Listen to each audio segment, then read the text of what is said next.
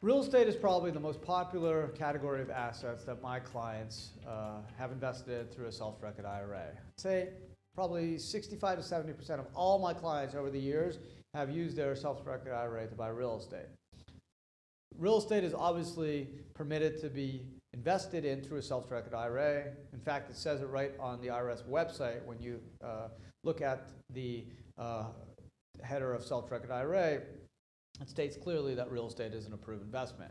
But really, if you want to, as a tax attorney, when I want to see really if something is legal or not, I don't necessarily trust what's online. In the tax world, I go to the tax code. The tax code is my Bible. So as a tax attorney, I'm not always, even though I do write for Forbes and different publications, before I take full trust into what I read online, I will go to the tax code if it's tax related.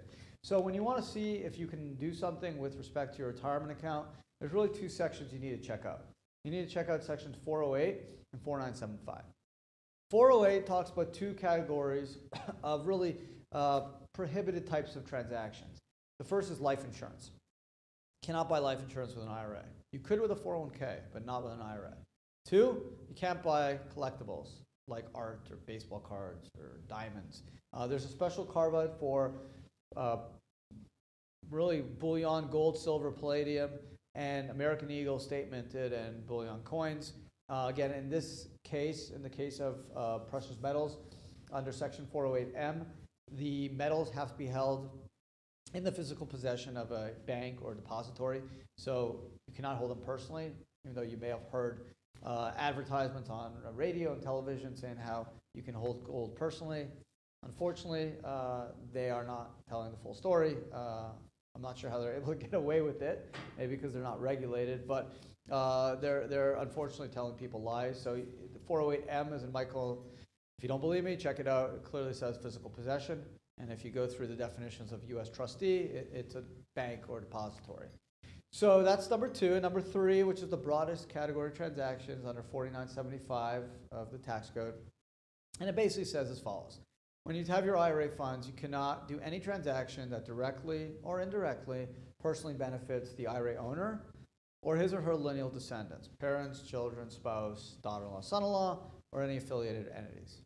So if you're buying real estate, you can't buy a house and live in it. You can't have it rented out to your kids or your parents. You can't flip it to your parents. I mean, it's pretty simple. But real estate is not a collectible. Real estate is not life insurance. And so long as you're not self-dealing, you can do it. So clearly, real estate is a 100% approved IRS investment. Doesn't mean you can make money on it. Doesn't mean you should invest your IRA funds in it. But what I'm telling you is you can, if you want to, use your self-directed IRA to buy real estate. It could be flips. It could be land, residential, commercial. It doesn't describe the type of real estate that's allowed or not. As long as it's not life insurance, collectible, and it's not self-dealing, you could do it.